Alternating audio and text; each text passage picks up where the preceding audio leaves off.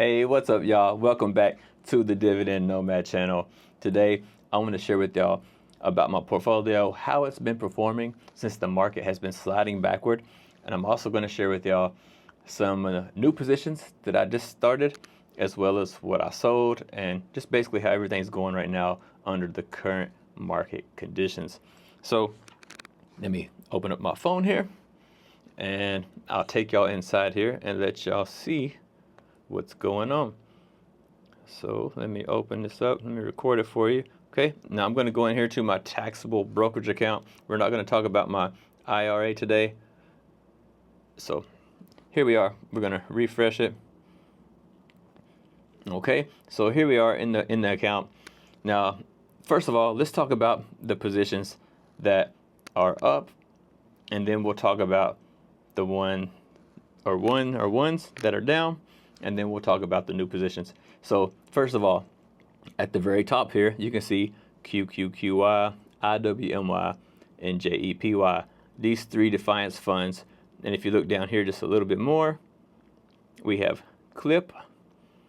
And then if you look down here towards the bottom down there, you can see SVOL. So all of these are positions that I've had for quite a while. And as far as right now, how they're performing, they're actually performing really great. They're outperforming the market. It doesn't mean they're green. The market's falling, but these are falling less than the market is falling. So they're performing slightly better than the market, but not a lot better. But they are going down right now. But these positions, the positions I just showed you, QQQY, IWMY, JEPY, CLIP, and SVOL, I am green on all of those with the dividends, that I've received and everything like that. I am positive, net positive on these positions. So I'm pretty happy with how things are going with these positions. Now, I haven't added to these.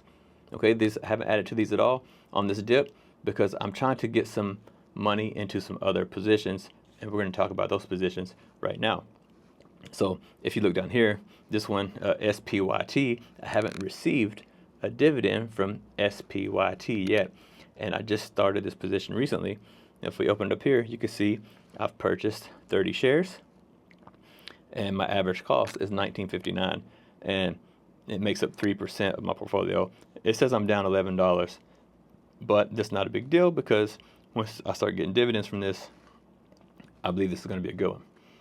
Now let's go back out of here. Another position that I'd recently started is QQQI. Now this isn't brand new, but I haven't received any dividends from this yet, but I've been adding to this during this pullback. So let's have a look at this one, QQQI. You can see I've got 16 shares of this now, and my average cost is $49.79, and I'm down 3.8%. So I've just been adding a little bit here and there because this one's more expensive, so I'm not putting a lot of money in, but I am adding to it every day. So this one, so far, I haven't received dividends from this yet, but I will be receiving the next set of dividends when they pay out next month. Okay, the next one, SPYI. Again, this is one that I haven't received dividends for yet, and it is fairly new, and I've been adding to this one as well, pretty fast and heavy. This one, you can see here, I've got, 18 shares of SPYI, and my average cost is $49.15, and I'm only down 2% or $17, so not down very much. And this one, I believe, will obviously perform really great in the long run. They have a really nice dividend yield, and once I start receiving dividends from this, I believe this is going to be a great one to hold on to for the long term. This is one you can pull your money out of, and you don't even have to reinvest, and you'll be safe without your capital eroding, I believe. A different story for the Defiance and YMAX funds, though. If you look down here, the next one you see is FEPI, FEPI. This one is also new for me. I haven't received any dividends from this yet, and this one's been dropping pretty heavily, and I'm not sure how I feel about this one, but I'm going to play it out. I'm going to keep averaging down and riding it out. But you can see here, right now, I've got 14 shares. I did only have 2, so I've been adding pretty heavy to this one.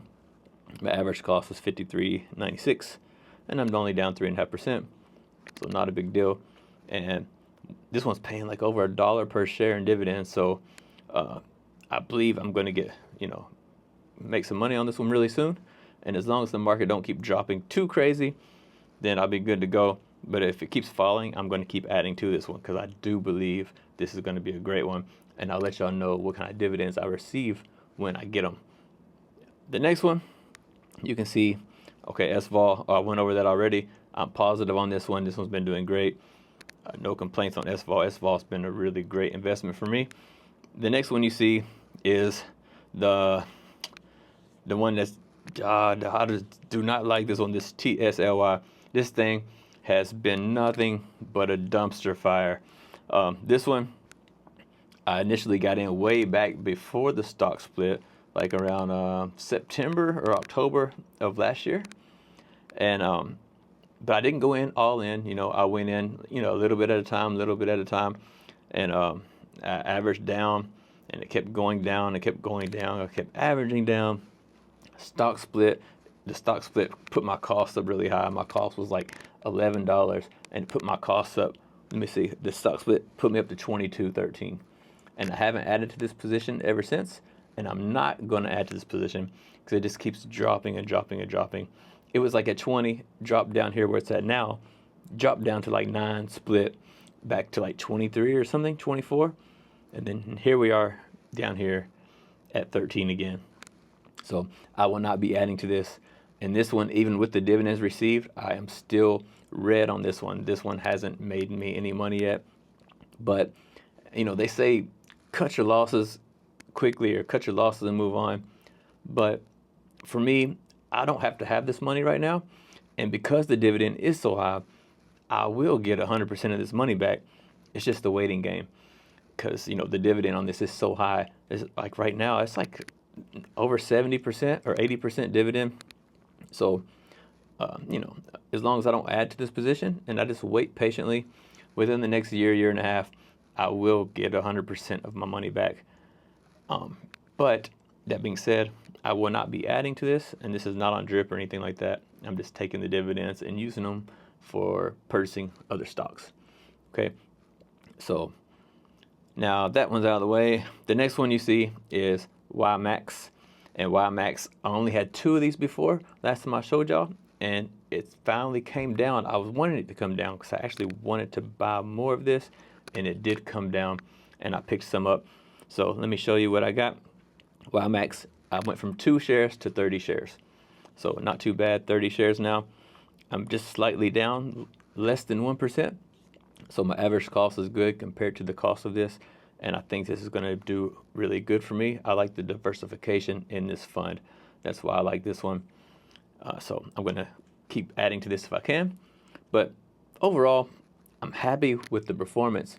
The market's been going down. These are down, but they're not down more than the market. They're outperforming the market other than this stupid TSLY. And this is the risk that you take when you take on a single stock, because Tesla, the underlying Tesla, has had lots of bad news lately, lots of bad things happening, lots of headwinds. They're encountering lots of problems in the company, and this is what happens when you have a single stock. But the rest of these are all pretty well diversified. They're basically funds holding lots and lots of companies. So if one of those companies performs bad, it doesn't matter because there's a lot of other companies within that ETF. So for me, I try to stay away from the single stocks and stick with the ETFs. And the only time I will go in on a single stock is if, say I truly believe in it, but it's hard to say because I believe in Tesla, but just too many headwinds and stuff going on right now, and it's just a dumpster fire.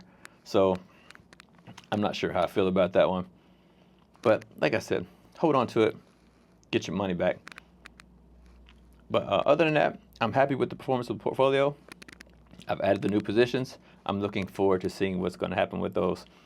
And that's it. Thanks for watching. See y'all on the next one.